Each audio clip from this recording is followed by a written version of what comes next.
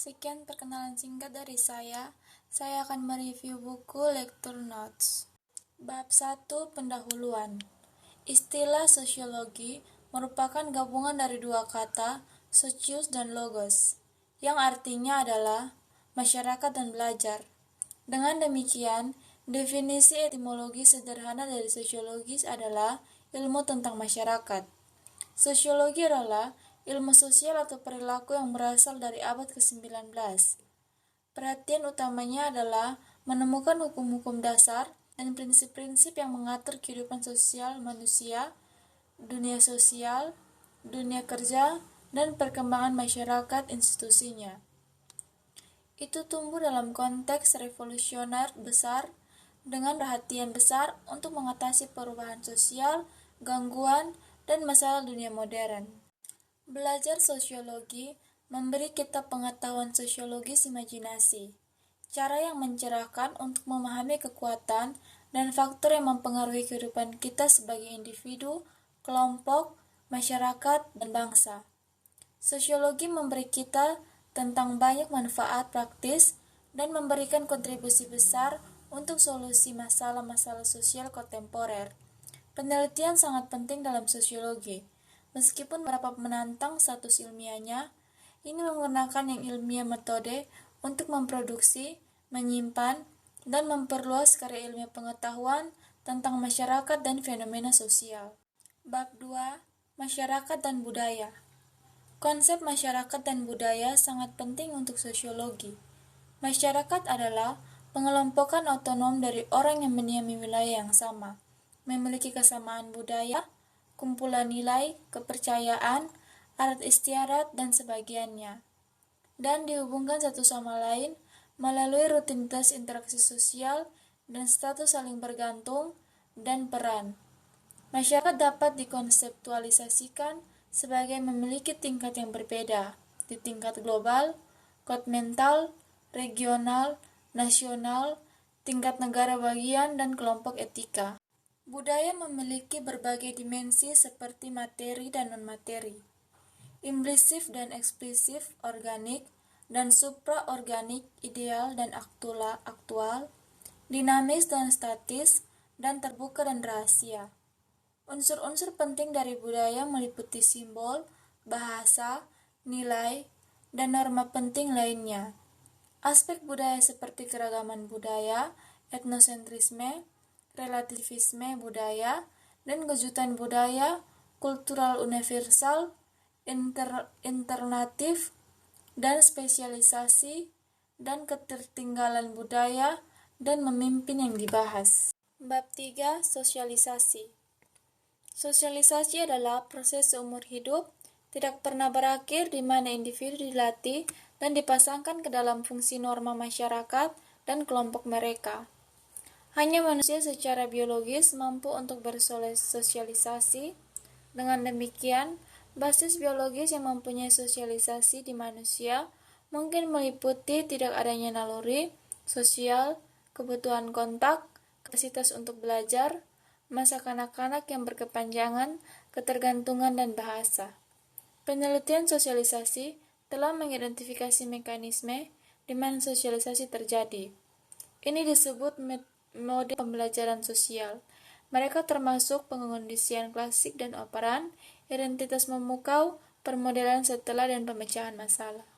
Tujuan sosialisasi antara lain menanamkan dasar disiplin, menanamkan cita-cita sekaligus kedisiplinan, memberikan individu dengan identitas, mengajarkan peran sosial dan sikap mendukung mereka, dan keterampilan mengajar jenis sosialisasi utama adalah primer. Masa kanak-kanak sosialisasi sekunder, sosialisasi orang dewasa, sosialisasi dan revolusi jenis kecil lainnya meliputi sosialisasi, antisipatif, dan sebagiannya sosialisasi. Bab 4. Organisasi sosial dan sosial interaksi. Organisasi sosial mengacu pada cara orang secara sosial dikelompokkan dalam jaringan interaksi sosial yang langgang dan hubungan. Kehidupan dan pekerjaan yang layak di lingkungan seseorang adalah kehidupan kelompok, seperti kapal tidak berfungsi di luar air. Manusia sebagai makhluk sosial Hewan tidak bisa hidup selama periode berkelanjutan, yang berarti waktu dalam isolasi dari konteks kelompok sosial. Apapun yang kita lakukan, mengatakan, berperilaku atau bertindak, mendapatkan makna yang benar dalam konteks kelompok sosial. Status sosial menempatkan individu dan kelompok dalam lingkungan sosial struktur, di mana beberapa lokasi ditentukan oleh kelahiran dan lain-lainnya diperoleh dengan pilihan, usaha, dan kompetisi.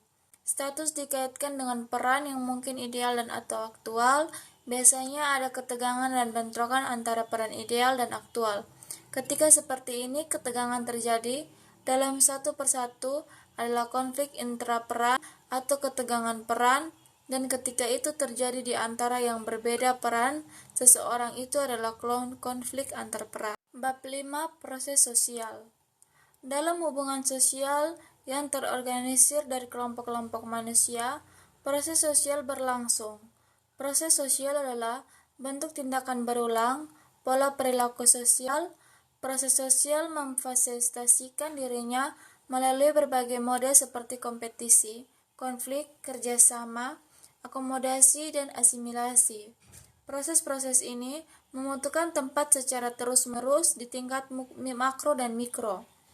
Proses sosial ini saling berkaitan dan masing-masing dapat menghasilkan yang lain, dan mereka terjadi dalam siklus dan tata krama. Stratifikasi sosial, mobilitas sosial, dan perubahan sosial adalah 3 aspek penting dari proses sosial.